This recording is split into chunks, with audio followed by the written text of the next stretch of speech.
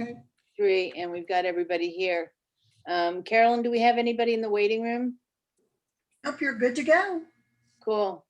Well, I will officially call this meeting to order and welcome everybody here. It's great to see everyone. We've been, there's Julian. Anyway, it's going to be, I think, an interesting meeting. We've talked about this pipeline for a long time. I think there's a bit of interest in that, so that'll be very cool. Anyway, we are called to order.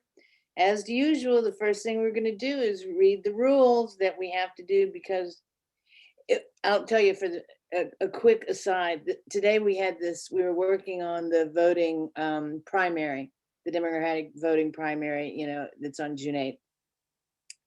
And I finally mentioned, I said, is somebody working on the fact that, it's not legal to wear a mask in public in Virginia? And it was this room full of lawyers and they all look at me and they go, what do you mean it's not legal? I said, you can't wear a mask in Virginia, and so if we have people wearing masks to come to the voting thing, I'd hate to see, something happen. Anyway, I don't think they believed me. They went and talked to people in Richmond. They went, oh my God, you're right. Yeah, I am. I hate to admit it. We have rules in Virginia, and one of them is this meeting is being held pursuant to and in compliance with emergency order number 20-A16, an emergency ordinance to ensure the continuity of government during the COVID-19 disaster. We're going to go through the list of everybody that's here, and we will have to make a note of those that aren't here. And I don't have my list of names. Michaela, do you have the list of names in front of you? Pull it up Yeah, you can call them out. I know we're missing John Neal, and as I was to say, he's not feeling well, and that really makes me nervous. Wait a minute. What? He's not feeling well? Yeah, John's not feeling well. John Neal. Who else are we missing? Sam. Samantha Strong from Stonefield. Remember, she's not coming. Oh yeah, no, I remember Sam. I Yeah. got her later. She won't be here because she's out. She's at a graduation, I think. What fun, right? Yeah. So do you want to? Well, let me list. We've got a few people here that are, that have come for the presentation and to be here for Q&As. Is Victoria Fort and Bill Meyer, who are from the Ravenna Water and Sewage Authority. So that's cool. And then we've also been joined by Tim Padalino from the Park and Rec and Lindsay Snoddy from the county public schools. So we have resources and people here who know a lot about what they're doing. Did I miss anybody? We also have Jennifer Whitaker is here from our office also. Oh, there. Hi. Yeah. Welcome. Sorry. Michaela, do you see anybody missing? Can we just kind of give it a blessing and say? I think I'm scanning. I'm happy to read them out loud. Okay. Christopher Rembold. Sorry about the car alarm in the background. And Vito Chetta. I don't see Vito. Vito. Chris, I don't see Chris either. Chris. Rimbold. I don't see Chris. And I think I saw Jane come in. Jane Fogelman. Yeah, Jane's here. I'll be here. That seems to be it. Okay, I think we've got it. We're missing Chris Ribault, Vito Chetta, John Neal, and Sam Strong. So that's that. The persons responsible for receiving public comment to the Places29 Hydraulic Community Advisory Committee. The opportunities for the public to access and participate in the electronic meeting are posted on the county calendar. Please note that the chat is disabled. If you want to speak, use the hand waving thing because the chat it'll just sit there until it dies. To ask a question, use the raise hand. We also had to make a change on the agenda because Samantha Strong, we had it, are trying to, now that she's new, she's the new Stonefield general manager, mall manager. And, we had just talked to her about, doing a regular update because I understand there's a bit going on at there. And anyway, she couldn't be there today, so she apologized, and we'll catch her next week, but she's on the agenda, but she won't be here. We do need to adopt the minutes of our previous meeting, our excellent minutes that Rosemary Miller could, publish. This is Yolanda Speed. I move that we adopt the minutes from the April 2021 meeting, please. Yes, and Bill Love is seconding it. I'll second it. I also just have a comment. Under Boys and Girls Club, it notes that I had requested a copy of James Pierce's slideshow. It says Mr. Pierce will send. I thought it would be about a week there. He wanted to update some slides, but I haven't received one yet. So don't let that fall off the radar screen, I hope. No, I'll follow up with him. I can follow up too, Bill. Thanks for the reminder. Yeah, thank you for bringing that up. So anyway, we've got a motion and a second. We'll turn off the mute. If everybody wants to raise their hand and say, aye, I approve the minutes, I would appreciate that, and we can move on. Aye. Aye. Aye. Yay. Any opposed, questions? Thank you, thank you, thank you. Okay, let's do the fun stuff now and talk about the South Ravenna Reservoir and the Ragged Mountain Reservoir water line project that has been in the works for a long time. And you should know that when we were having some discussions, Michaela and Diantha and I, and sometimes Julian, meet pretty often, trying to make sure that we're touching on the right subjects that people are interested in, that we're getting stuff. And it was like we just kept coming to the water and this pipeline. So we're really happy that you and your team could join us here, and we could start. So I will introduce Bill Meyer is our leader here, and so please welcome him. Yay. Okay, thank you. Hey, so a quick infomercial. Who is Ravenna Water and Sewer Authority? We provide all the drinking water and treat all the wastewater for the city of Charlottesville and the urbanized areas of Albemarle County. We have 6 water treatment plants. We have 5 water supply reservoirs, and we have 4 wastewater treatment plants. So we also serve Crozet, Scottsville, water and sewer, and we have a wastewater plant at Glenmore. But many of you may know or recall that 20 years ago, there was a drought in the community, and anecdotally, I hear they were talking about sending the students home from UVA because the water supply was so low, and that was around 2002. It took about 10 years for the community, many organizations, along with the Board of Supervisors and City Council, to craft a water supply plan, which included building a new dam at the existing Ragged Mountain Reservoir and making that reservoir larger, and then running a new pipe from the South Ravenna Reservoir over to Ragged Mountain Reservoir to be used to fill that reservoir. Because right now, all the water that comes to Ragged Mountain Reservoir comes from Sugar Hollow Reservoir up near Whitehall, and it's piped. The natural drainage area is not enough to fill Ragged Mountain. So somewhat ironically, but our largest water supply reservoir, Ragged Mountain, has to be filled by pipe. It will not be filled by nature in any sort of timely manner. So the community water supply plan decided we were going to build this pipeline, Ravenna.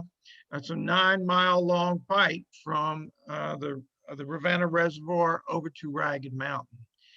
And there was no real schedule given in the agreement between the city, county, and Ravenna and the Albemarle Service Authority. So we're kind of playing it by ear. The intent was when the community could afford it, that this would move forward, and when the community needed the water. And so I'm skipping ahead a little bit, but we plan that this is going to get started around 2027 and be finished in 2033. So, Victoria, you driving for me there? Yes, I am. Okay, was anything on the first slide that I omitted? I think I ad hoc covered all this pretty much. Yeah, so we can show Um, the overview here. Yeah, so generally this pipe will extend from the South Ravenna Reservoir, which is on Woodburn Road. It'll come up Woodburn Road. It's going to come along Rio Road and then turn to the northwest along Lambs Road. Go back behind the bus facility in Greer, and then it comes near Ingle Ridge Farm and crosses Barracks Road, and it'll weave along Coulter's Drive to the back of that subdivision, and then it's likely going to go around the edge of UVA Foundation property, the Westover Farm, I believe that is, and then it crosses under US 250 Ivy Road there. And the purple line is where it's right between Birdwood Golf Course and Bel Air subdivision, and that has already been constructed. And then it extends further to the south to Reservoir Road, and which is out past Fontaine and extends over to Ragged Mountain Reservoir. Another component we have is we're going to further build a new pipeline from that intersection where Victoria's pointing over to the observatory treatment plant.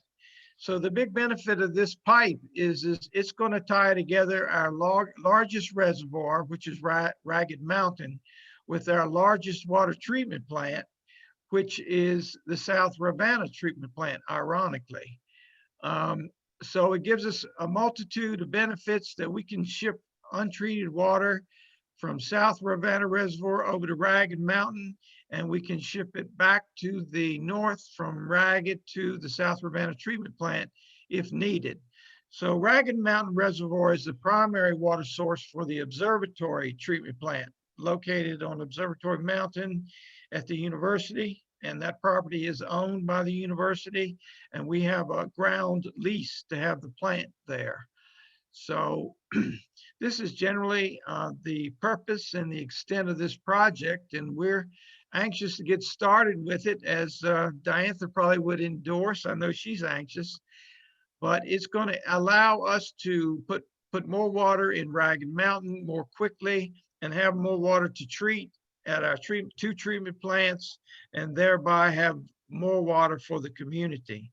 So this is how we're going to increase the water supply in the community. So now Victoria is going to tell you more about the specifics of what's going to happen around the Lambs Lane area in Albemarle High School. All right. Thank you, Bill. So I'm Victoria Fort. I'm an engineer at Ravenna, and I'm the project manager for the right-of-way project. So the portion of the project that's currently underway is preliminary design and acquisition of all the necessary easements in order to build the pipe from South Ravenna Reservoir to Ragged Mountain, and from Ragged Mountain Reservoir to the Observatory Water Treatment Plant. So as Bill mentioned on the schedule, right now we're finalizing negotiations with property owners.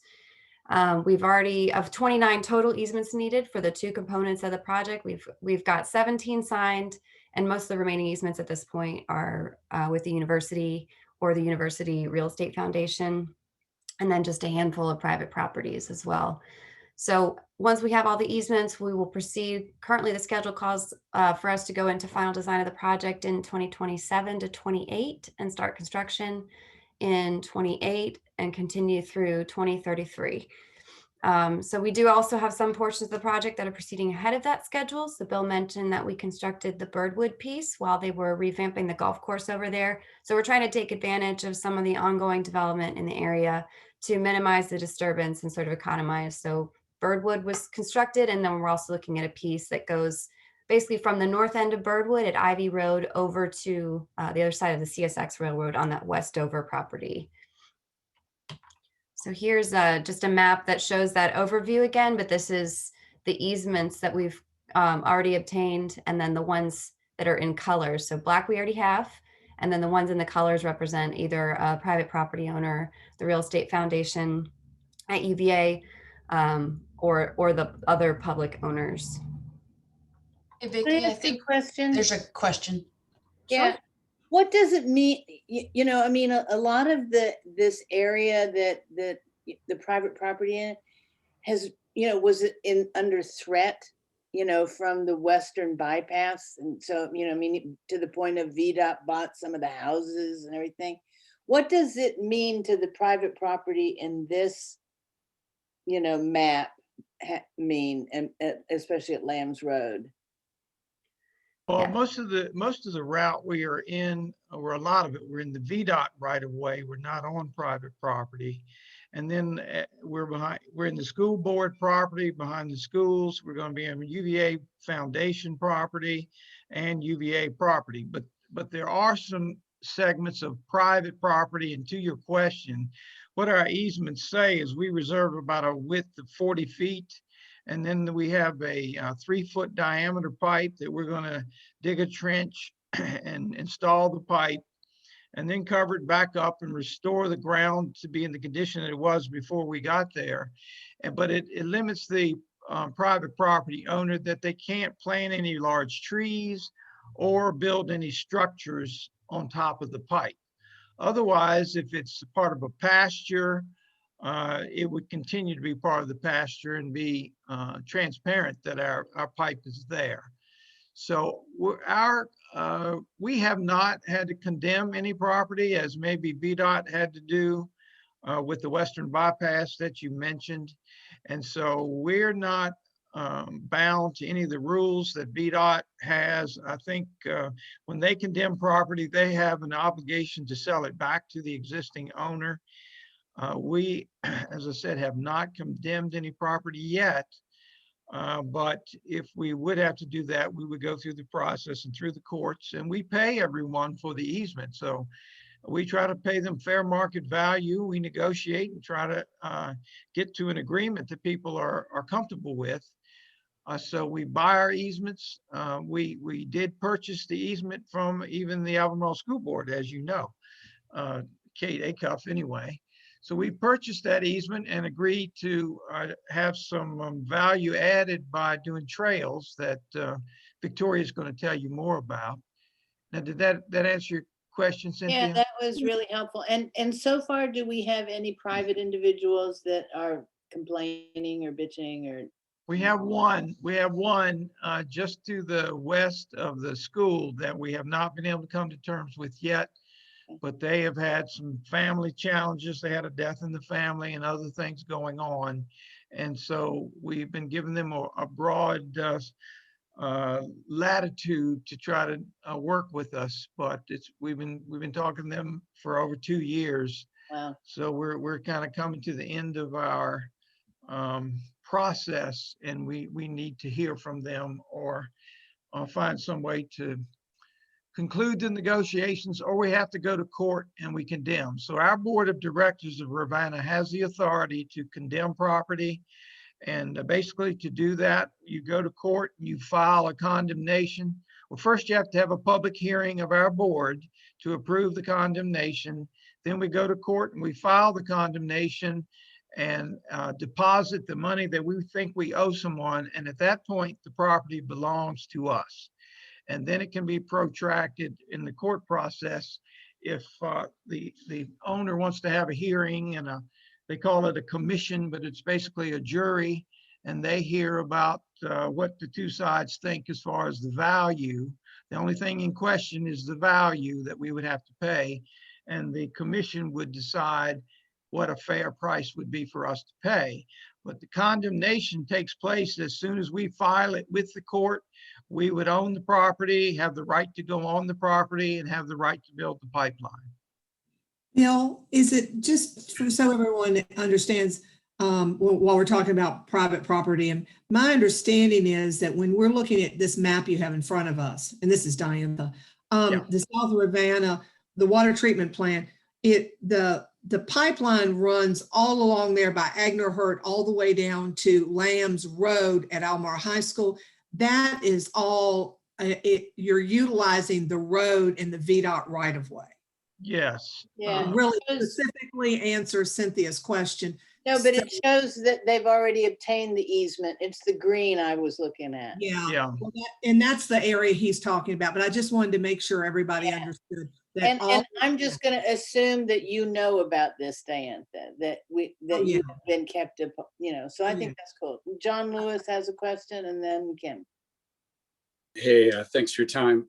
A couple of years ago, Gary O'Connell came and brought up this project to the same committee, and there was unanimous support for the idea of, while we were negotiating those easements, to also ask, could we allow for a public access path over the pipeline route to build a long distance commuter recreational path.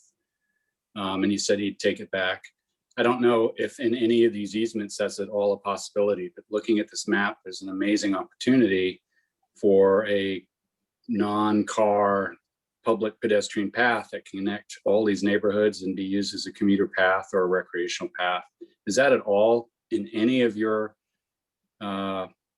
easements or in any of the planning or considerations other than just the school section?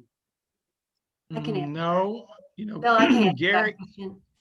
Gary's sorry. on our board of directors, and he represents the Albemarle County Service Authority, which is the retail arm of the county that sells water and wastewater services. We have not included any sort of regional concept with any of our easements or agreements. And I can't recall that we really heard anything about that until probably last week. Maybe we thought in thinking what might come up at this meeting today, that could be a topic. But no, there are no provisions in the easements that we have negotiated to make it a public space in any part of a regional system. Well, how about a last minute change? Well, the ones we've already done are already done. We'd have to go back to it, but it is a different request when you say to people, we're going to put a pipe in your pasture, and then, as I said, we're going to bury it and cover it up, and it'll be transparent to you, versus we're going to make it a regional trail, and you're going to have people walking and biking through your land. So I understood. I just think Clear. Diane and the board, I think it's really a missed opportunity. These are like once in a generation opportunities where public money is acquiring easements through these contiguous pathways to bridge communities. It meets all of the environmental goals that we've been talking about, the zero carbon. There's so many different reasons why this would be a brilliant idea. And I'm just disappointed this wasn't a consideration at the time. Frankly, I don't think that the certain percentage of where this thing will go, that there would be any hope of getting that. I mean, some of this outside of Albemarle High School, behind that over to Barracks Road, that's farmland. And it's, you got cattle, you got horses, you got other things in a field, and you can't have people going through it. It's too dangerous. The liability is too great. So it's done elsewhere all over the world. I mean, there's ways to deal with it. I just think from a community perspective, it's an amazing opportunity, a missed opportunity.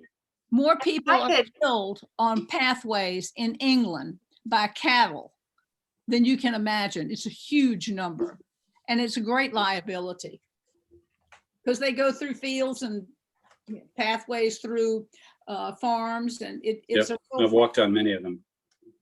Well, one I detail. could add to the conversation because I've been working directly with a lot of the owners. So I will say the majority of the route does follow along VDOT right of way. So if there is interest from the community in exploring something like this along areas of VDOT right of way where there isn't a good commuter system, I suppose that's something we could pass on to VDOT as a comment. The other thing that I will add is we have had very specific conversations with the city of Charlottesville. They own property adjacent to the Ragged Mountain Natural Area.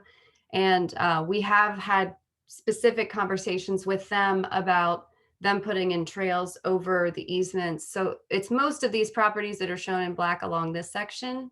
But we have talked to them about putting in trails once we come through and grade the area out and create sort of a open cleared area. So that is an area where we have discussed specifically enhancing that roadway with traffic with trails, because that I know that area is heavily used by cyclists and runners and often it's very narrow and not super safe. So that is one location where we saw an opportunity to pursue that. I think the only place that it probably wouldn't be very feasible is that behind Albemarle High School and maybe through Colthurst, but I wouldn't think, that goes right along with 21 Curves. And then between Birdwood and Ednam, I wouldn't think that would be a big issue. It's just that one area there of this big private farms. Okay, Kim, were you done, John, or did you have anything else? I know Done you for now. Thank you. Yeah, no, you'll get another chance, huh? Well, Kim, one clarification is that all the funding for this project is coming from water users' fees. There's no public tax money being used for any of this project. The Albemarle County Service Authority is funding 80% of the project. And again, that's from their water customer fees. And the city utility department is paying the other 20% from city utility customer fees. So Yep. it may seem like public money, but it's not tax Understood. money per se. Yeah, and I think it's a missed opportunity for future forward thinking and how the community wants to live going forward. And it's a missed opportunity as I see it as a pedestrian and a bike user to find places to go that allow you to walk without fear of being hit by cars. And this is one of them. Thank you. Okay, Kim? Yeah, thanks for coming and giving the CIC an update on this, but the raw water line is actually part of a much bigger set of projects that Rivanna is doing. And my question is related to the capacity upgrades at the observatory treatment plant on UVA's property. Will those, you had at one point come to the Albemarle County Service Authority Board and made a presentation about some of the timelines of these projects, and the O Hill treatment plant upgrade, my understanding was going to happen before this raw water line. Is that still? That's correct. Yeah, that's under construction now, and it okay, should good. be finished in 2023. So about 2 more years, we're going to have a large renovation of the South Ravenna water treatment plant, and the observatory treatment plant will both be renovated by sometime in 2023. All right, and the reason why, for people who may not be aware, that's like vitally important because that like doubles the treatment capacity, which allows then that treated water or the raw water to then get treated. So that'll be good that'll get done. And then do you have any other estimates about what the cost is going to be at one point? The combined total of all of the projects were close to 100 million. Is that still about your projection, or approximately? We have an estimate now of 80 million. 80 million. Victoria, you want to finish what you were going to tell them? Can I just, this is so popular that the questions keep coming, and we've got Bill Love, and then we'll end this section with Diantha, but Bill, Okay. go ahead. Okay, yeah, I watched that really cool video, by the way, on the website with the drone footage. And Yeah. Oh, good. That was great. And I have a couple questions as a result of watching that. It's mentioned at one point, they talk about a route option 1 crossing under 29 to Fontaine Avenue, and a route option 2 crossing 29. It doesn't say the same place, and I was wondering where that was, to near Fontaine Research Park. Has a decision been made on those options? First question. Victoria, you want to speak to that? Sure. Yes, we coordinated directly with VDOT on that. And since they have some planned improvements at the interchange that's on Fontaine and the 29 bypass, they asked that we kind of avoid that area. So we're going to go, you can see on the map here, this little purple piece that belongs to the Department of Forestry. So we'll go through that parcel and then cross under the 29-250 bypass just south of where the interchange starts. And then we'll come on to, I think there's a section of Rivanna Trail through that section. We'll follow along the VDOT right of way until we get onto UVA property. What I was wondering is if it was going to cause any disruption to traffic along 29, that other route. We'll be boring underneath the road, so there should be no impacts to traffic. And the other question I had, again, from the drone footage, it looked like a lot of this was going to go through forested areas. I don't know if that's accurate or not. If that's the case, are we going to have folks objecting to trees being cut down and climbing trees and refusing to get down, or is that not a concern? Victoria, you want to move to your other map? Maybe that is better to see these kind of things. Maybe a little bit. Generally, no, we try to avoid cutting trees wherever possible. And like around Eagle Ridge Farm, we follow the tree line, and around Westover Farm to the left of Barracks Road, we're trying to follow the tree line to not go right through the middle of a pasture. We want to go around the edge of a pasture near the trees, but not impacting the trees in general. And the same thing south of Birdwood, I think it's sort of following the tree line down there. It does cut across the field a little bit because there's a conservation area that we have to avoid. And we're going to build a big pumping station right there at the convergence of the blue, red, and gray line. And that helps us pump the water from Ragged Mountain up to Observatory Water Treatment Plant as well. It will help us, it will allow us to pump water from Ragged Mountain Reservoir back to the South Ravenna Treatment Plant. So to your question, Bill, we try to preserve and protect as many trees as possible. And you can only imagine when we talk about coming over to the Observatory Treatment Plant and we meet with the university architect and the staff over there, that is number one on their agenda, is how we can avoid every tree and protect every tree.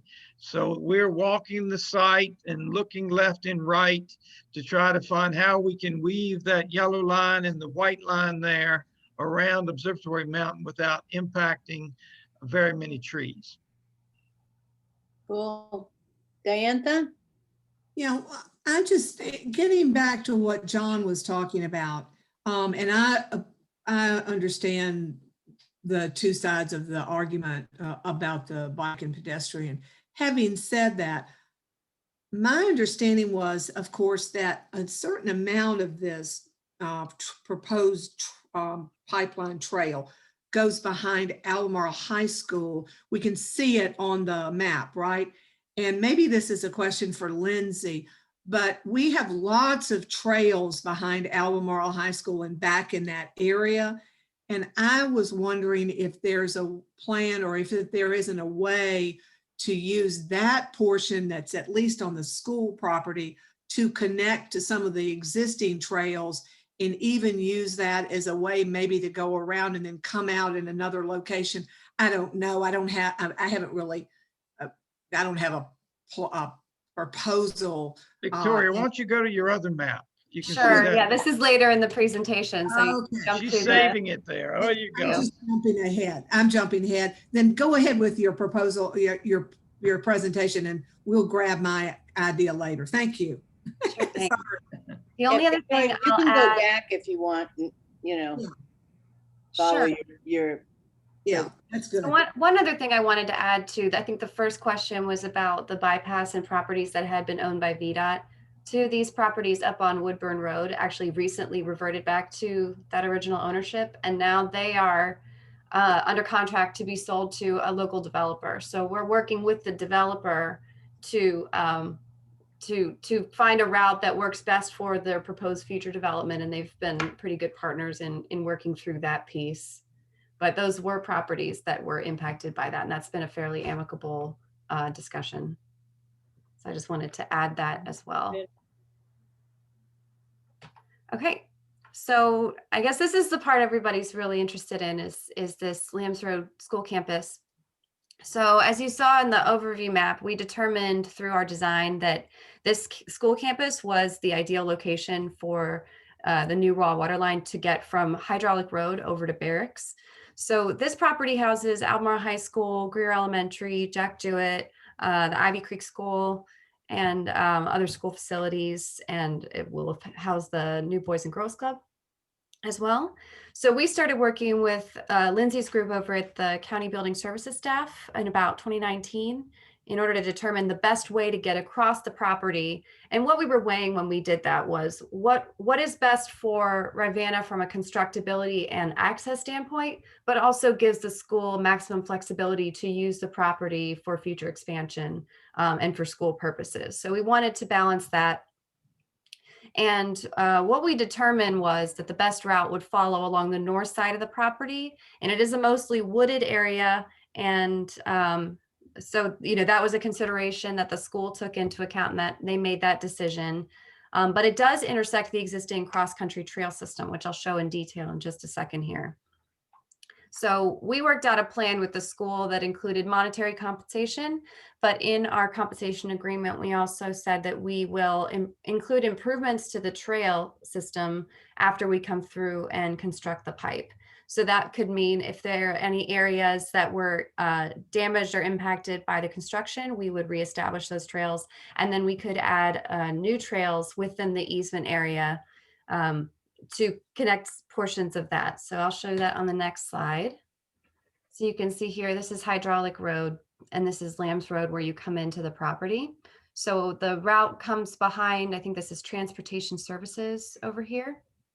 And then it jumps across the creek and goes behind Greer Elementary, over past the fields by Jack Jewett, and then it goes sort of down the hill and onto private property on the west side here.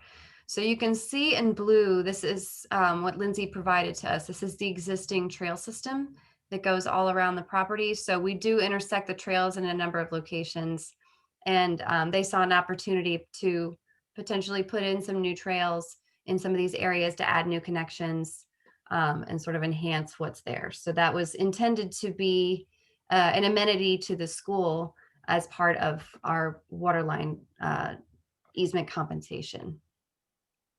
So I don't know if you wanted to ask any more questions about that, Diantha or John?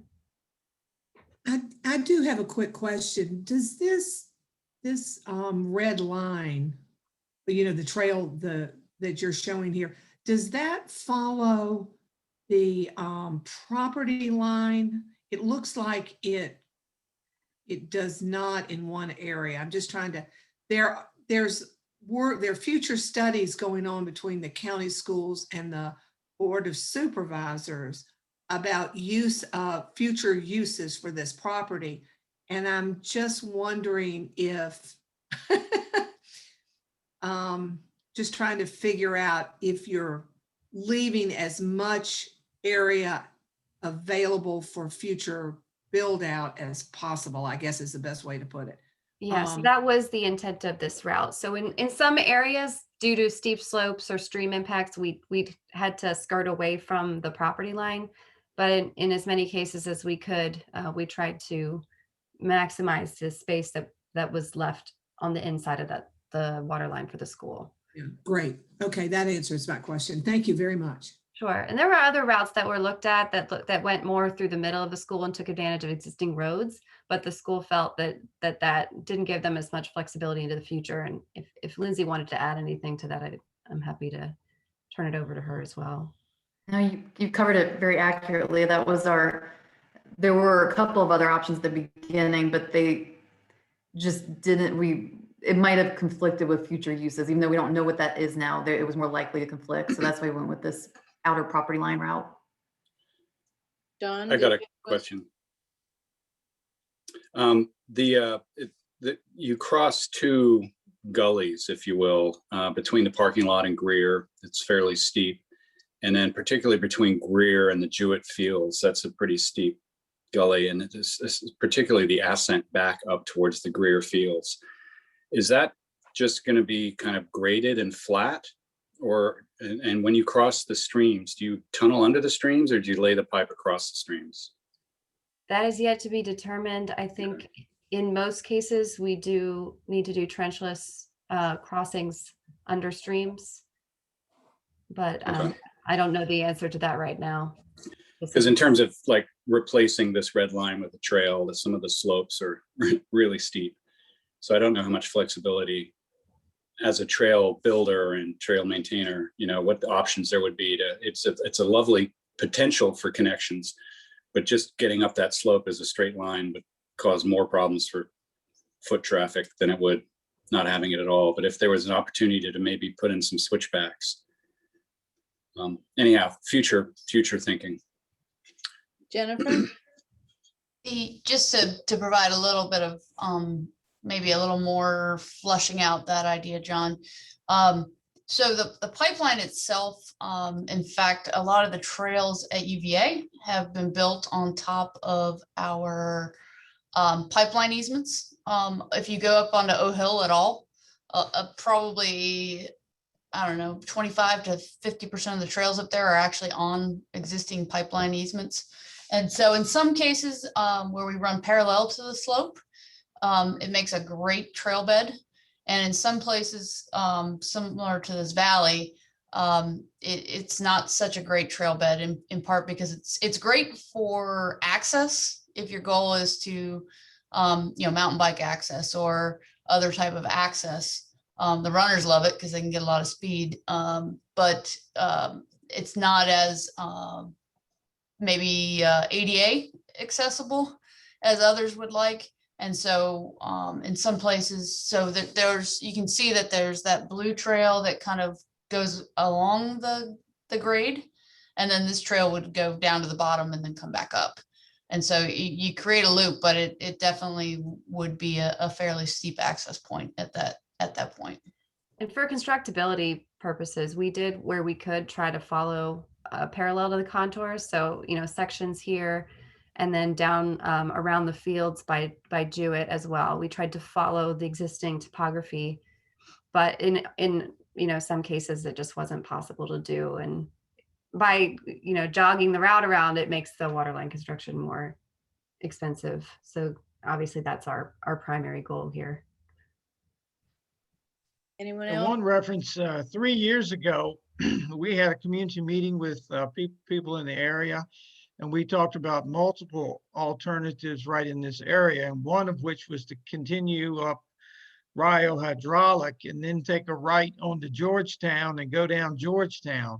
But it didn't take too much deep thinking on that narrow road to figure out that was not going to be a good path.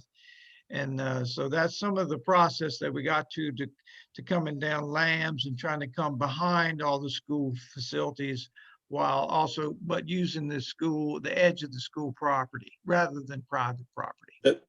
Where Lambs Road is, that's a very busy section during school time. There's no shoulders. A lot of bikers and runners do use Lambs Road and can't really access the school properties along the public road. They instead take shortcuts straight through, like the baseball fields, et cetera.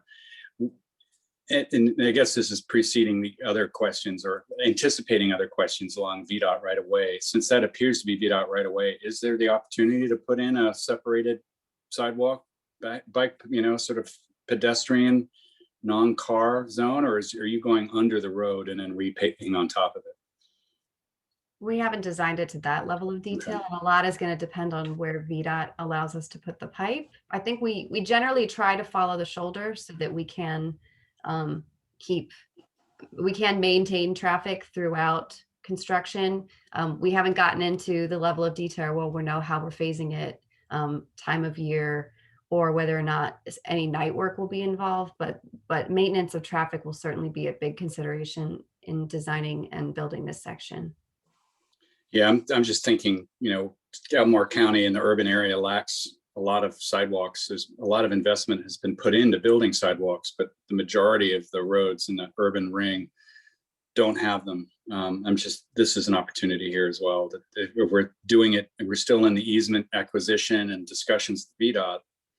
I don't know how this would be funded, Diantha, other than get it on the roadmap. I just see an opportunity if we start early. Yeah. For thinking about us non-car drivers. Thank you. Yeah. Are there any other questions on the route around the school or the project in general? I can just give you, this is Julian Bivens. I can give you a couple of things that, just so you're aware, and you probably are already aware, that Dominion's been burying lines from the school system down Lambs Road on the left-hand side going north.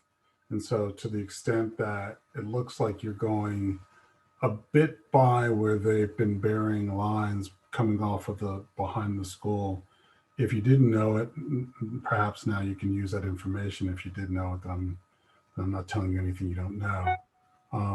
But you might want to see that. And for those who are talking about sidewalks coming down Lambs Road, remember we've got a project that's going to eventually take sidewalks from hydraulic down through the campus.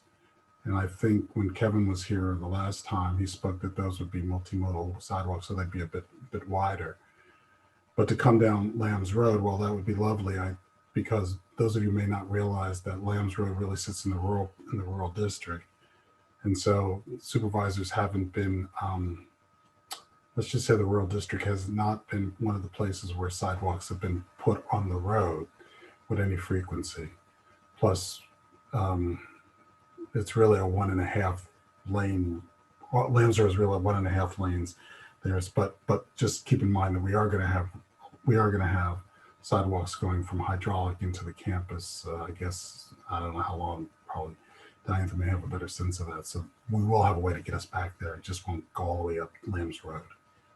So let's let Victoria and Bill finish up, and then we can keep them here all night asking questions. So One thing I'll say about the route and with VDOT is they will not guarantee us at this point that we can put the pipe where we show it on the red line in the VDOT right of way. We've met with them and we've sent them a letter, and they understand where we want to put it, and they don't have any objection to it right now.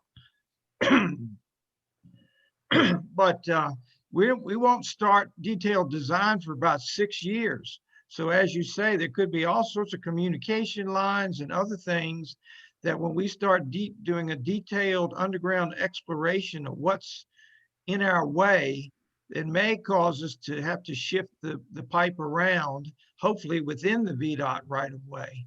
But it's sort of one of the challenges of a long range project is VDOT says, yeah, that looks okay, but they're not giving us permission to do it until we have detailed construction plans, and that's going to be 6 or 7 years. So we're hopeful that where we talk about the VDOT right of way, that is where we will end up. So Bill, when you're talking about 6 years, what will be the public outreach and the ability for folks to come back in 6 years and talk about this again once you have more information? Is there the ability to get in front of the final decision, or just? Well, in 6 years, 7 years, clearly we'll be talking with the community, but then the conversation I think is going to be, we're ready to go to construction near your house or your subdivision. And the alignment is hopefully going to be in cement pinned down. So it's not really going to be a discussion of, well, how do you like this location? Because we're going to be tied down for the largest part that we know exactly where that pipe is planned to go.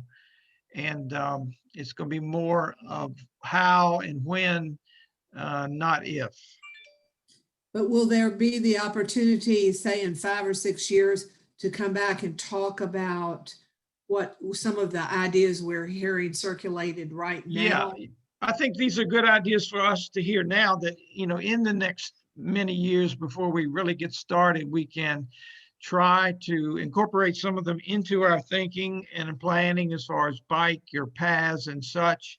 And as was mentioned, we may need to partner with someone who's going to provide funding for that, because the recreation is not a mission of the Ravenna Water and Sewer Authority, or sidewalks, but where we can partner and make both happen, we would clearly look for that.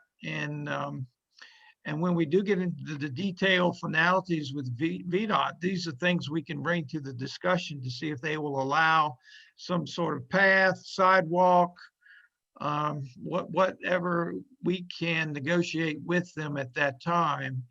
The school board can obviously decide to allow what it's willing to allow on its property, and the foundation and the university may be easier to work with. The private owners, again, may be more difficult if we've gotten an easement negotiated with them. To go back and then ask for it to become a regional path is likely going to be a challenge, but who knows? Maybe they're a biking advocate and they'd be willing to do it. So we can always ask. And I guess I only have one other question, and I'm sorry to keep taking up time, but I'm interested trying to figure out the process. So is it too soon for, say, the supervisors to start talking about this with VDOT, or are you all going to handle that, or I'm just trying to figure out process, to be honest with you. Well, let us talk with VDOT about these concepts, and we will let you know if we need to get the supervisors to help weigh in on that. Okay. Probably that would be a really good thing to have as many proponents as possible. But we are a number of years away from a reality of this going in place. So I'm not sure there would be too much benefit for us for the supervisors to weigh into VDOT specifically on something that's 5 to 10 years away from construction. Right. And that was what I was getting at, just trying to figure out what's the best. But you all are going to take this, and at least from your viewpoint with the public input, add it to your think list. I would suggest, Diantha, you guys get regional updates from the VDOT administration, just like Gary O'Connell and I come over. And if you had an opportunity to put in a plug with the VDOT resident engineer and his update, that might be a benefit for you. Okay. That's this Wednesday. That's good. They come to us very often. I mean, we see them all the time. And I talk to Carrie a lot. So that's good. And that's kind of what I was getting at, is trying to figure out when we're talking that far ahead. All right. Thank you. I appreciate it. Okay. Okay. So Victoria, did you still have? I've just got one last thing I wanted to touch on. Cool. So, while we were talking about this school campus, we wanted to mention another project that we took on last year. So this site here shows wastewater basins that were originally constructed as part of a small wastewater treatment facility that's located on the school campus.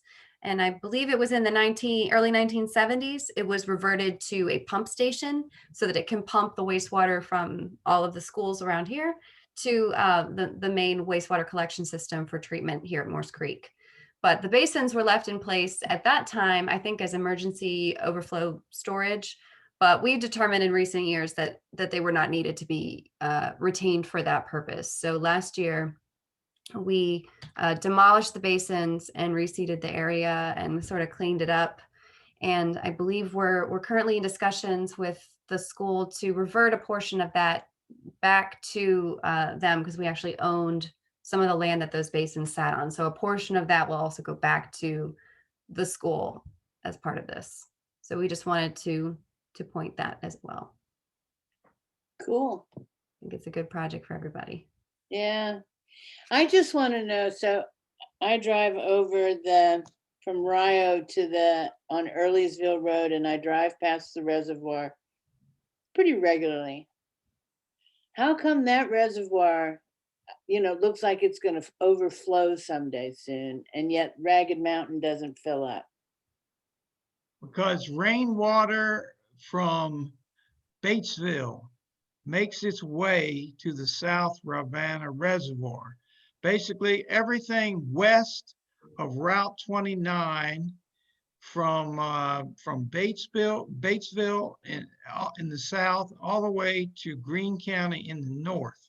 When it rains and it goes into the little streams, they make their way to the larger rivers and on their way to the South Ravenna Reservoir. Whereas Ragged Mountain does not enjoy that. It has a very small area that rainwater will drain into it. And that's why it's a little bit mismatched that we have a large bowl, be it the Ragged Mountain Reservoir, but we don't have much water that makes its way to it naturally. And we have to pipe the water there to get it full and keep it full. Yeah, no, I'm telling you, there's some days I swear that reservoir is going to overflow. South Ravenna. Yeah. Well, it is flowing over top of the dam almost every day of the year.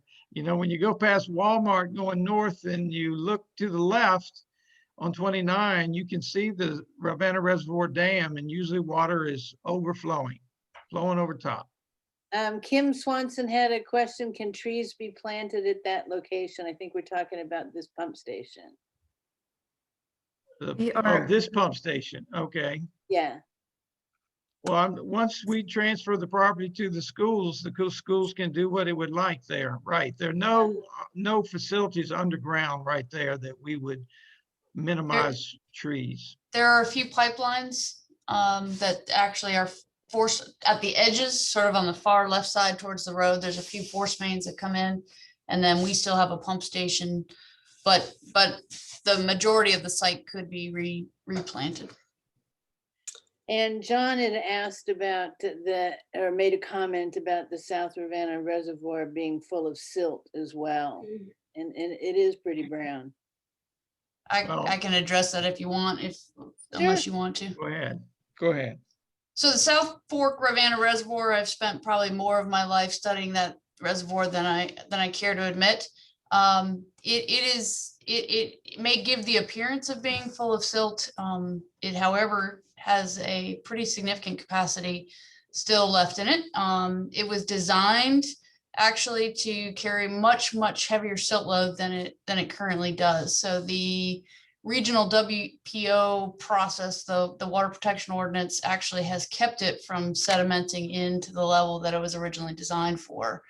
And is well below the water. We have a area within the reservoir that is designed to actually hold sediment because it is a run of the river reservoir, and it's well below that limit. So the water does, because we have highly erodible soils in the county, the water does get kind of a brown color to it when we get rain. But that reservoir is capable of handling the sediment load that does come in and go over the dam.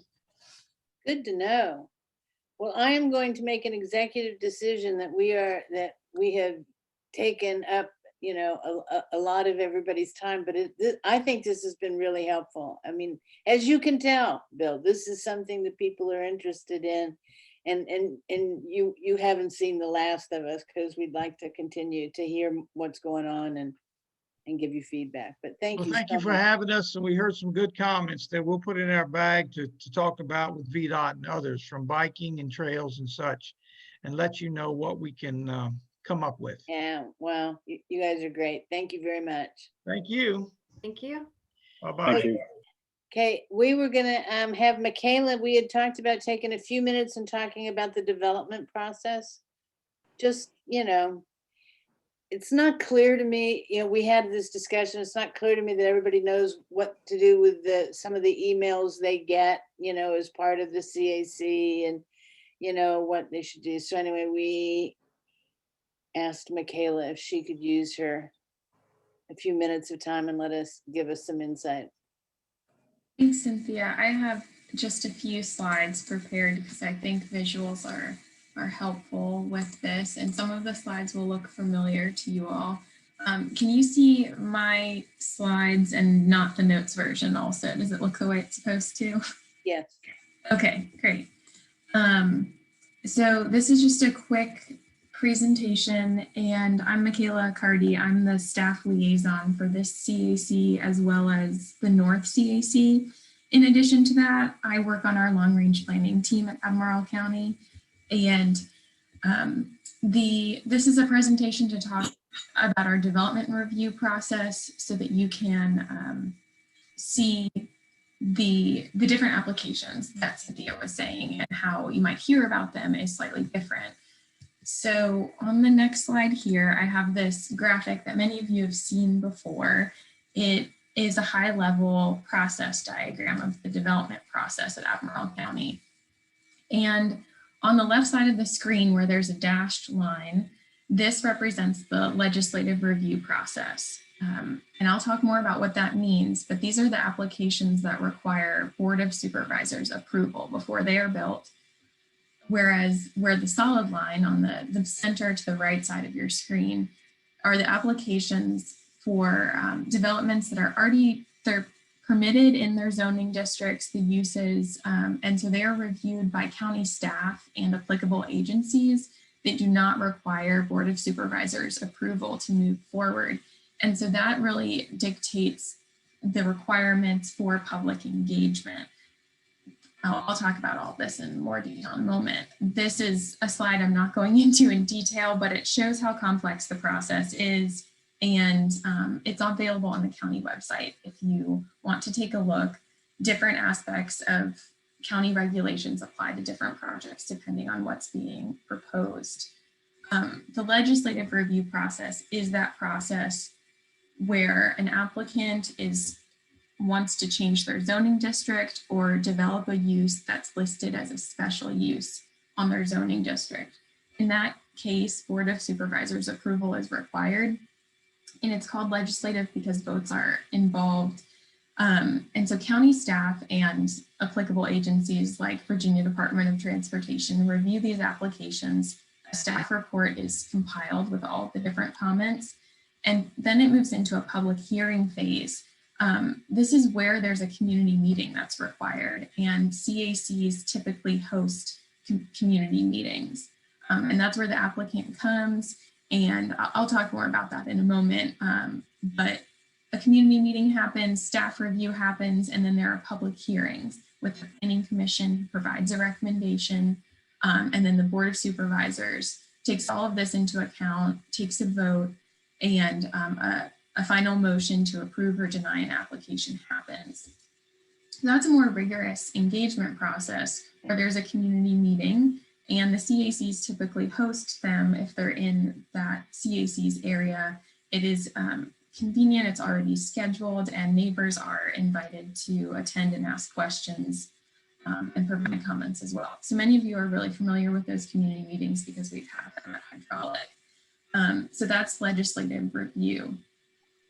The solid line, again, starting at site design review here, is where an applicant, say they have a residential zoning district, they want to develop the number of homes they're permitted to develop, they submit it, and the Planning Commission and the board are not involved in that process, but staff and applicable agencies review it.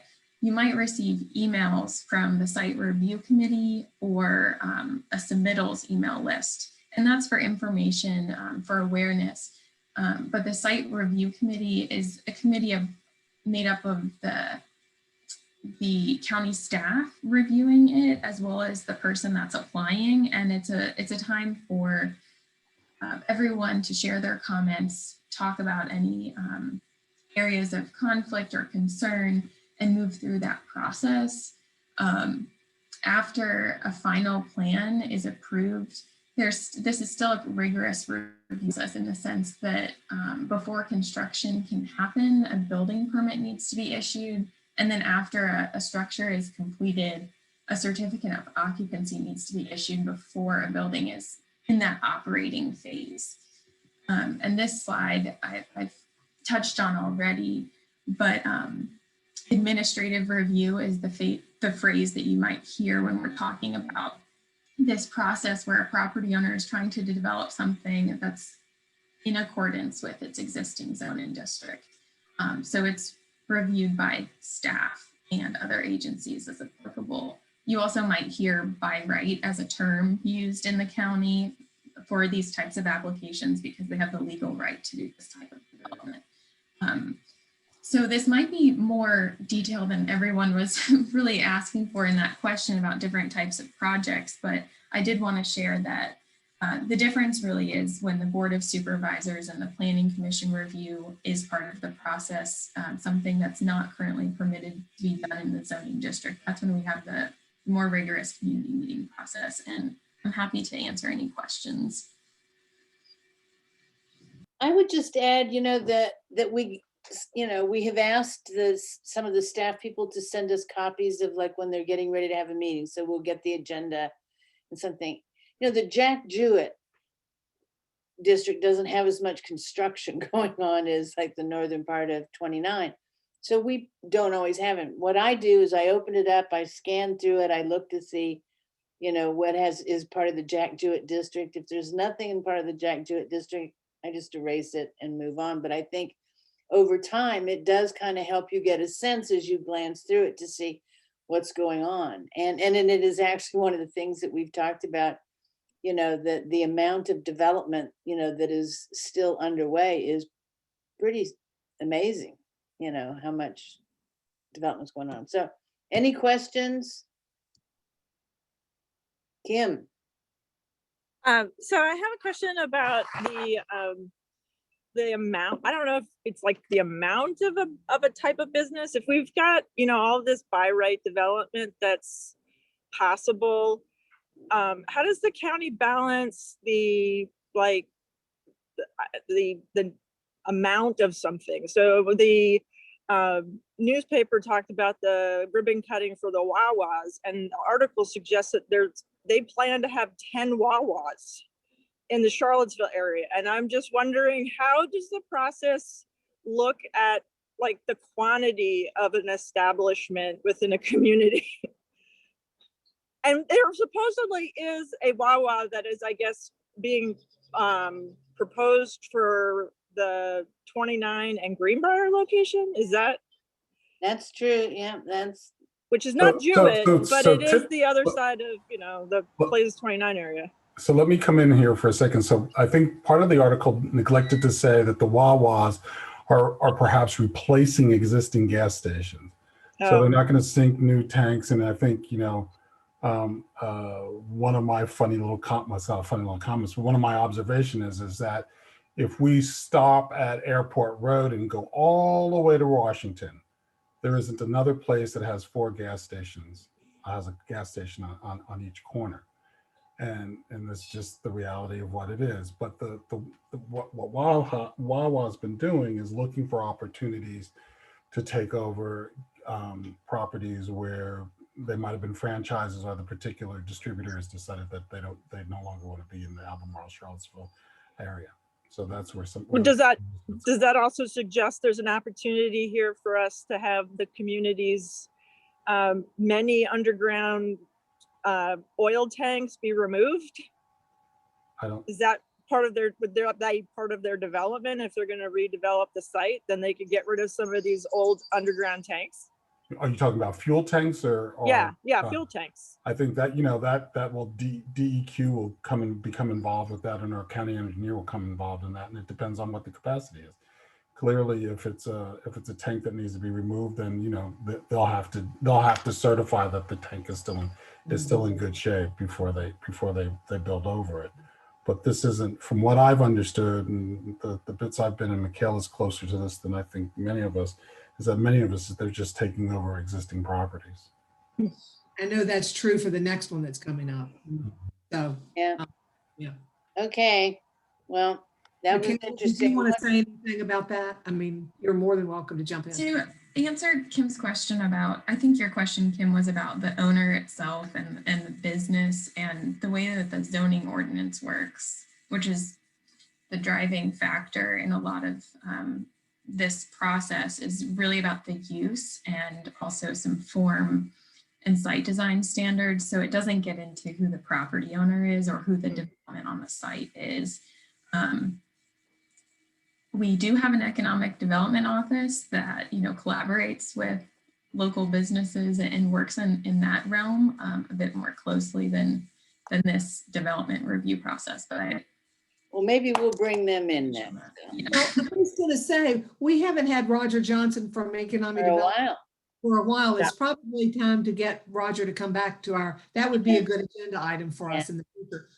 And this is a personal statement on my behalf, but maybe if we could go to more electric vehicles? Yeah. Wouldn't that be? Now that you're on a roll, Diantha, do you want to do your liaison update? Sure. I was just let me just think. Everyone knows, I'm sure, that we passed the county budget. So that we've put that to bed in that we now have a budget for the upcoming year that will begin July 1. I did find this fascinating, and I'm not going to go into a lot of detail, but we also have out right now the Albemarle County Community Report. This is from 2020.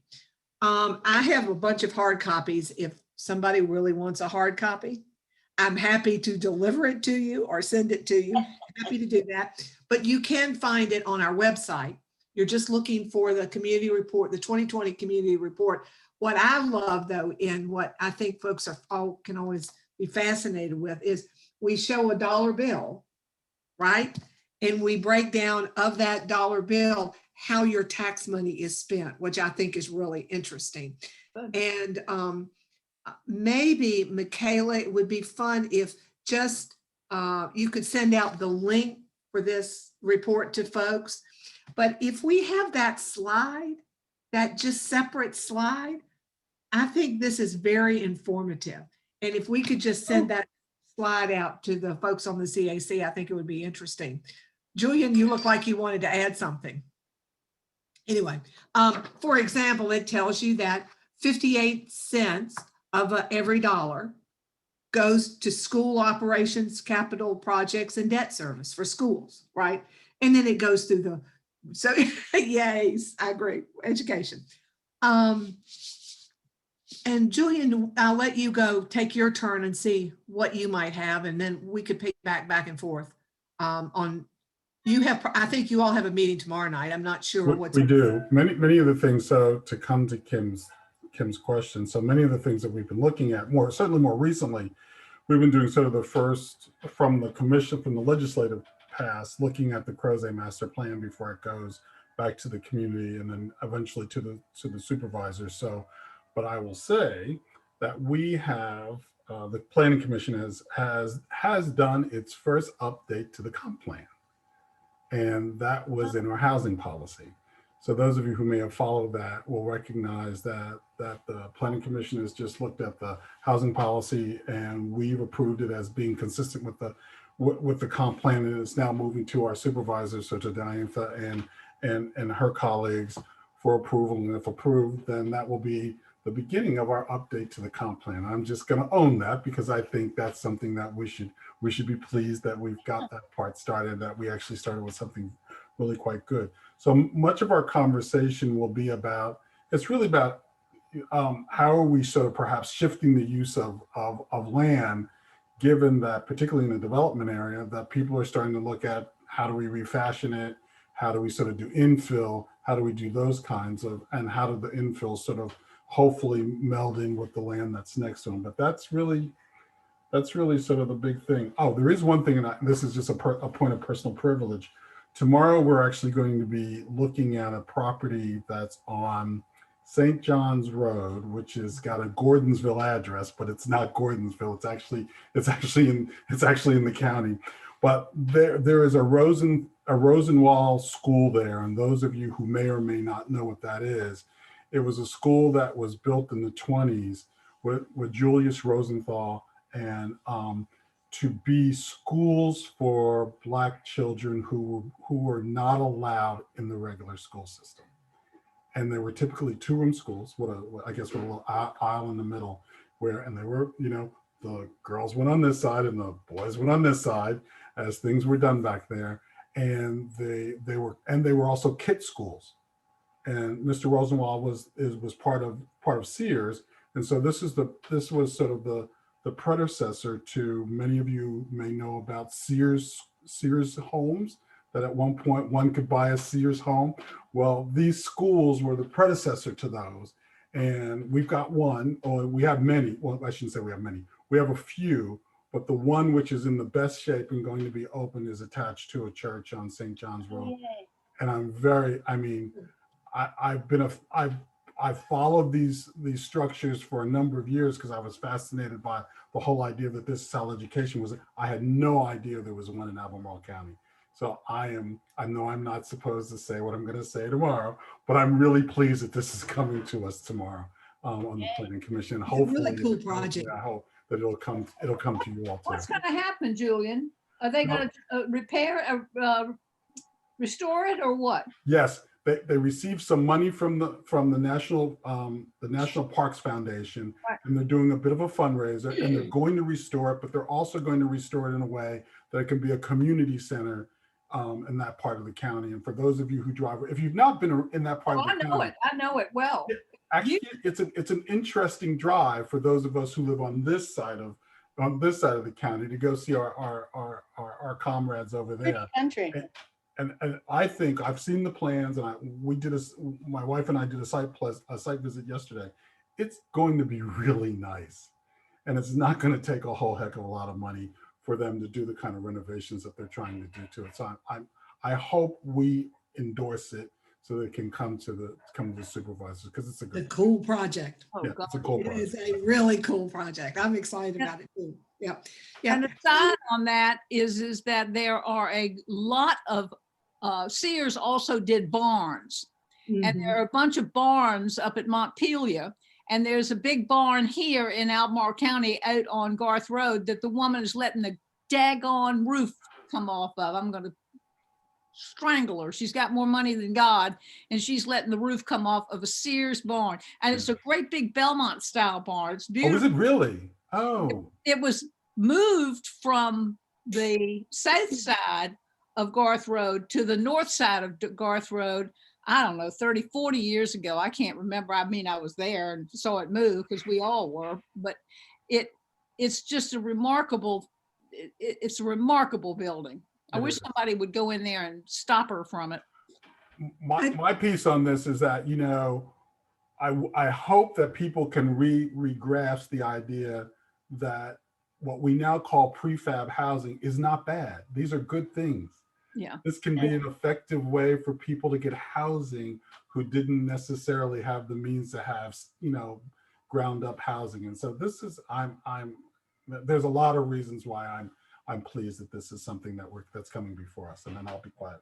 And just to piggyback on what Julian said about our housing policy and that being the first step in our review of our comp plan, I would also add that we passed our climate action plan, and that is yet another that will be plopped down, and that will also be a revision to our comp plan. So we're actually we have done some fairly significant revisions to our comp plan already before we really have gotten started and said we are really working on our comp plan.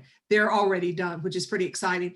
And we have a couple of more minutes, and you all might be interested. Kate is on, our school board representative. Kate, do you want to give just a quick update, since I know we could get out early, but since Sam wasn't available, maybe Kate We're could almost running out of time, so let's update on, because we're at the end, I know, but Yeah. it might be good to have Kate give us an update. Yeah, no, we should.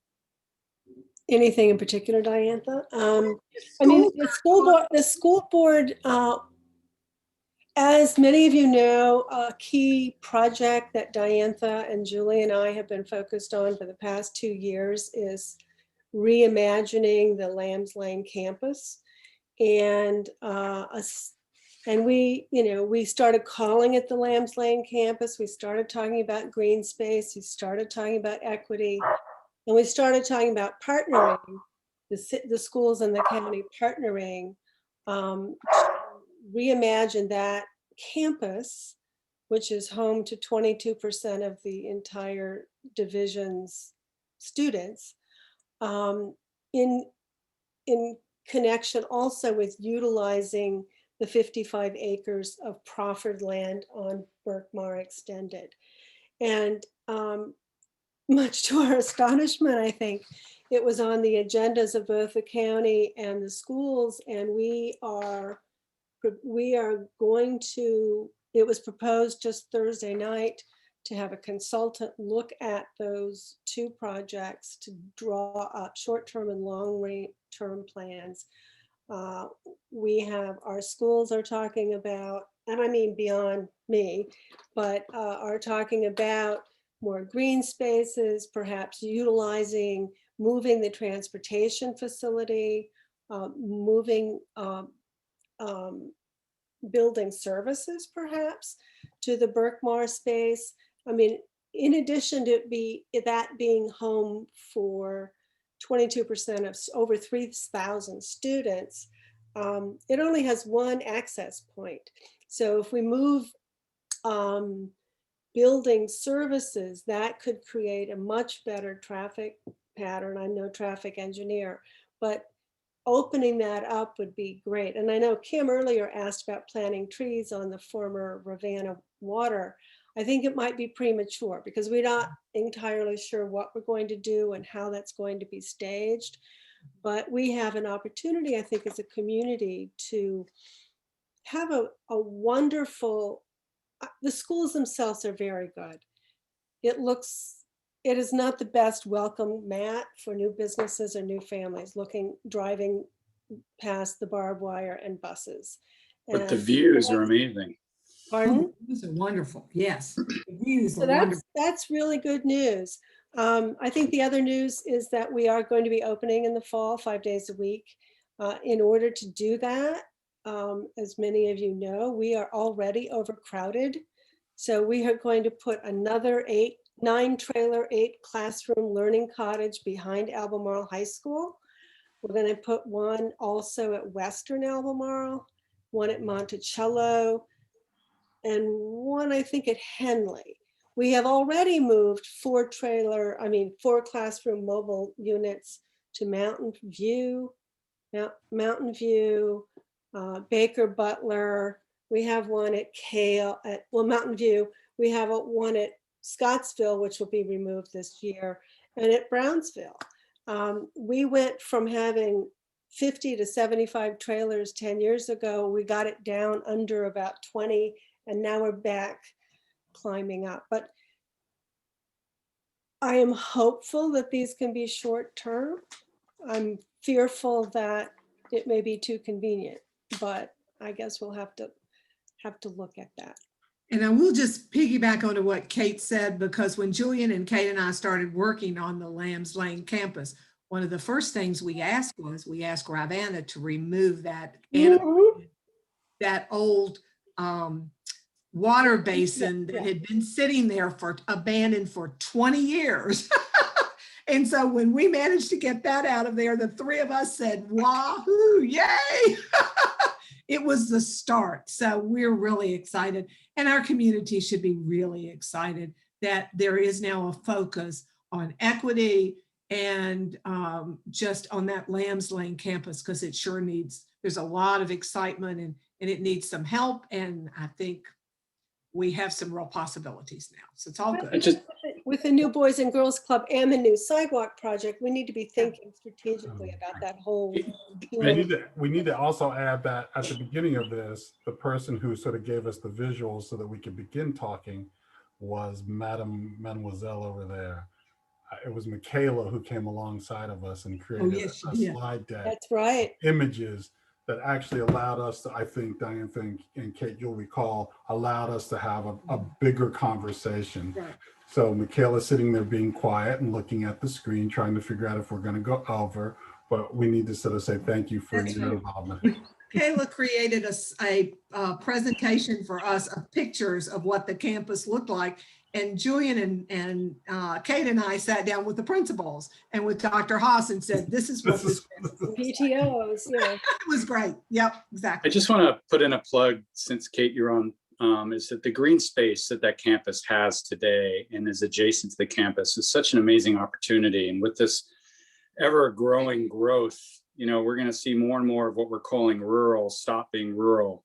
And I just want to put a plug in for that green space as an opportunity. If we keep it and hold on to it, it'll be an amazing asset in 20 years from now. So rather than looking at it as a place to grow and build, maybe we should be thinking it's a great opportunity to keep it green as the building goes on around it. Thanks. I think that's a great point. I mean, I think we need to improve access. It is so industrial. So to have the antithesis of gas stations and bus bays, having green space, one could even imagine maybe a little environmental center, or, I mean, we do have an environmental studies academy out west at Western Albemarle. But once we remove, I'm very excited to see what planners can come, our consultant will come Yep, up. super exciting. Yeah. Cool, okay. And I will say that, John, there's enough space there that if we handle it right, we can have green space and we have some room for expansion as well. I mean, it's all good. Absolutely. Yep, I've spent you know how much time I spent putting kids through those schools. Yes, it's an amazing opportunity. Can I just throw out one quick comment? Just Very because, quick. okay, since Diantha is available. So I was out on Sunday doing a drive down the airport road backside and decided to take a little cut down through Rio Mills. And I had not realized that they are going to pave, they've started paving part of Rio Mills and they're going to bring it out onto 29. I wasn't aware of that, but you can still take the unpaved portion, which takes you then down to where the Brook Hill boat launch area is. And my comment is, if you've not been down that dirt road, there is so much trash down there. Well, I don't know where you go to let someone know how much trash is down there, like sofas and like, Yeah. it's insane, like how much trash. we were aware of it. That is our #1 dumping site in right now and has been for some years. We are very aware of that. Okay, okay. Some years translating to about 30 or 40. But it is, Okay. ever since I've been on a Yeah. board in Albemarle County, it is. So the #1 dumping. somebody knows about it, and how does it get removed? Who's responsible for it? Somebody's gonna do it, right? Well, we do have a process, but it seems like as we clean it up, more appears. I mean, yes. A fence You're aware there of might be appropriate. Yeah. A fence along Okay, the side of the I am- road. I am gonna have to call this meeting to an order. Topic for We the next have meeting. time. We have plenty to talk about in June. I would like to propose that potentially we cancel July because it's summer and people might be off. And so unless somebody feels strongly that we have a meeting in July, we will probably cancel that. And then the county is looking to try to get all the CACs together as they are wont to do. And that potentially might be September, right? Michaela, September? Yeah. So anyway, with that said, we are done for the evening. Thank you everyone for your participation and your comments, and we are adjourned. Good night. See you. Bye.